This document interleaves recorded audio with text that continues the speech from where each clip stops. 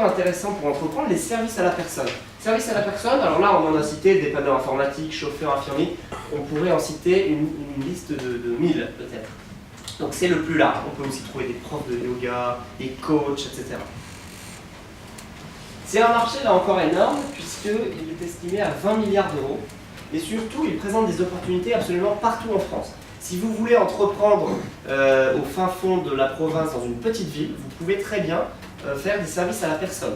Des services aux entreprises, ce sera peut-être plus compliqué parce qu'il n'y aura pas forcément un tissu de clients assez riche, mais des gens, en fait, il y en a partout. Même dans les zones moins densément peuplées, il y a quand même des gens, et il y a quand même des gens, alors parfois vieillissants justement, donc des services à la personne dans la santé, ça va fonctionner, etc. etc.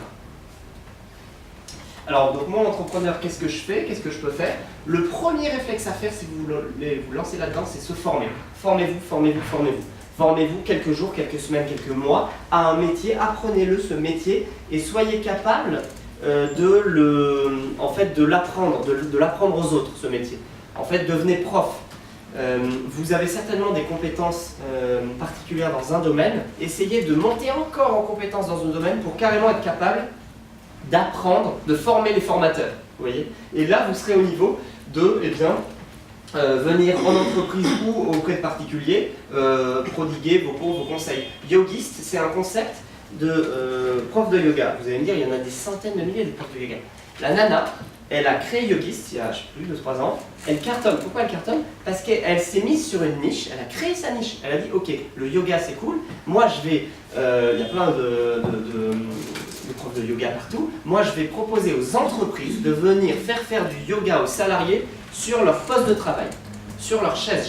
Elle a créé une méthode de yoga sur chaise. La nana vient dans l'entreprise, fait faire des séances de yoga, il n'y a même pas besoin de local. C'est génial. Formez-vous et exercez. Vous vous formez, vous exercez vous-même. Alors après, évidemment, qu'est-ce qu'il va falloir faire? Il va falloir se faire connaître, aller mettre des petites annonces sur le bon coin, sur toutes les marketplaces qu'on a vues au début.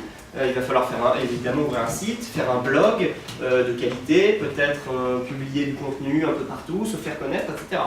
La dame que j'emploie pour faire du repassage chez moi, j'ai trouvé sur le bon coin. Elle a tout compris. Elle a une clientèle locale. Avant, c'était on mettait une petite annonce chez le boucher. Et ben maintenant, voilà, on met une annonce sur le bon coin et on trouve ses premiers clients. Si vous voulez aller plus loin que ça, vous pouvez ouvrir une agence. En fait, ouvrir une agence, c'est quoi? C'est exactement faire ça. Sauf que vous le faites, au bout d'un moment, vous avez tellement de clients que vous embauchez quelqu'un pour le faire aussi avec vous. Et puis vous embauchez ensuite une deuxième personne, troisième personne, quatrième personne. Et puis là, à ce moment-là, vous ne formez plus les gens, vous ne faites plus le conseil vous-même, vous gérez la boîte. Et en fait, votre métier, ça consiste à donner une formation et de la connaissance à vos salariés pour que ces salariés prodiguent ce service auprès des particuliers ou des entreprises. Troisième solution, c'est d'être intermédiaire, de devenir intermédiaire. Alors oui, donc l'exemple de l'agence, c'était O2 par exemple, qui propose aux particuliers du ménage, du repassage, etc. etc.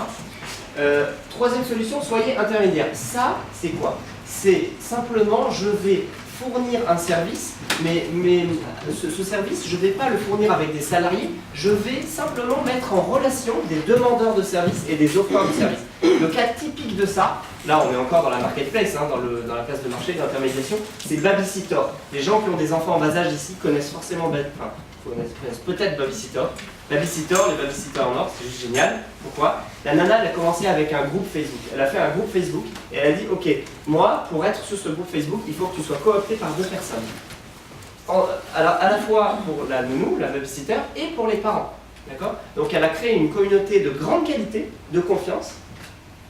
Ça a cartonné et aujourd'hui, qu'est-ce qu'elle fait? Elle est forte d'une communauté de plusieurs dizaines ou centaines de milliers de membres et donc elle fait payer cette mise en relation entre des babysitters de qualité qui sont triés sur le volet et recommandés par d'autres et des gens qui ont besoin d'une babysitter intermédiaire entre des offreurs de services et des demandeurs de services.